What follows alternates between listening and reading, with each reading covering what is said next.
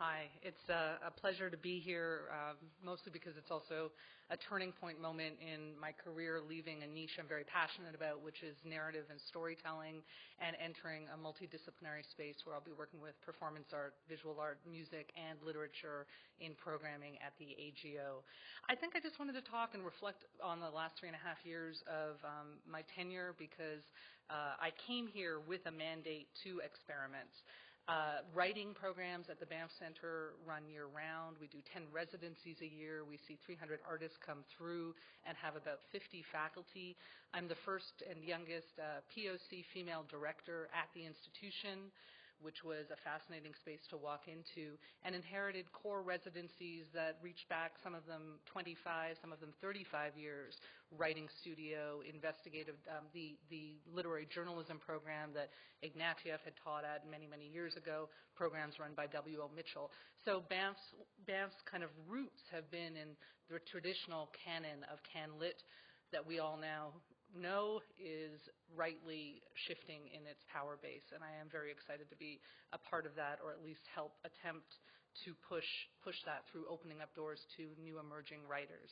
So I just thought I'd talk briefly about some of the initiatives we put forward and the challenges. One of the ones that has been most exciting has been the introduction of an investigative journalism program at a time when investigative journalism probably could not be more important and also more under-resourced. So last year we did a summit on democracy in the age of alt facts in partnership with the New York Times, and had Scott Stossel, editor-in-chief of The Atlantic, as our keynote. And through that, we invited 20 participants, 100% scholarship, emerging and professional writers from across the country, from Nunavut to Kenya, freelancers, young people working with Vice, people working within more traditional media outlets such as the Globe and Mail, and they had 2 weeks to work on deep training with a managing editor at the Times and the lead investigative reporter at the Star. And that'll be, we just committed to 3 years of running that program, and I can't say how important that is, I think, right now, to create that space and to see the diversity of writers who came through. The other thing that we've been doing is I inherited an interesting emerging writers program called Writing with Style that we shifted to emerging writers, and the program was really the entry level into people who had no publishing history here. We were seeing mostly hobby writers, mostly regional, mostly older women, which is totally fine, and that was the base of what we had seen. As a young writer myself, I was invited to apply as a journalist when I was 17 to Banff, saw no faculty that I could relate to or represented my own racialized background, and never applied. So the mandate was, I want to change that through hiring practices.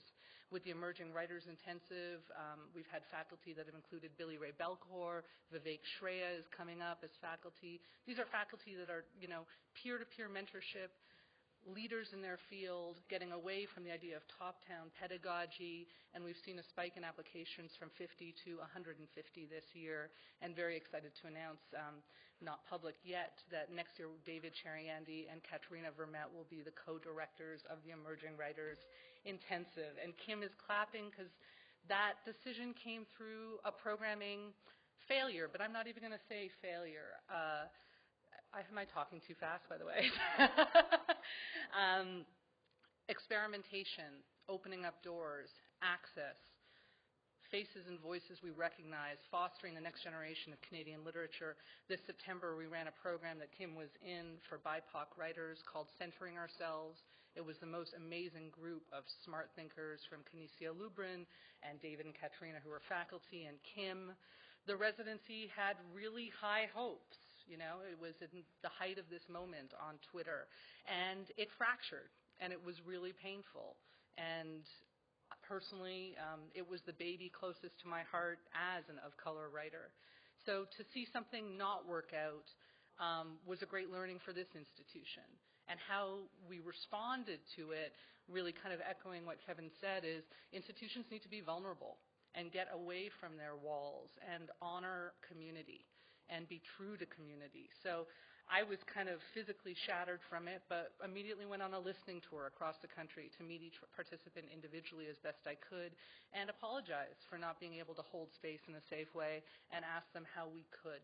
So I think that's the type of experimentation I'm excited about, is how can we break down these walls and doors and use budgets that we're very fortunate to have and redirect them in hiring practices to voices that need space so that participants feel comfortable entering that space, and how do we create best practices within that space so people feel comfortable. And we don't always do that, but I think we have to move forward in community, in learning to achieve that. I feel really honored to have been able to, I think in a 3.5 tenure, achieve the mandate of reinvigorating programs while holding on to core programs, and I think hiring voices that I'm really in admiration of. I'm very sad to be leaving. It feels like leaving one's baby and home, and I really hope whoever enters the space as successor is an Indigenous or of color leader who continues to build room for the next generation of Canadian writers. I'm going to stop there, but I just wanted to give the example of centering ourselves and our work around investigative journalism, but more importantly, how we let ourselves be fragile in our own failings, and also the importance of support networks among of color leaders in the arts in this country. Because I have to be honest, when that happened with our BIPOC writing program, living in Banff, I'm being very transparent. I don't have family or community here, and I was incredibly isolated. And that leads up to a lot of exiting of color leaders from traditionally colonial institutions. So we need to create networks and support each other. And I'm trying to do this with a number of leaders in Toronto in my new role as Director of Programming at the AGO. And my hope in that role is to create a cultural hub for discourse across disciplines. So if anyone wants to play with me, email me. I'll be there next month. And I really want to thank the Banff Centre, Janice, Howard, everyone for giving room to really broaden what voices in literature in Canada can look like in this national space. Thank you so much.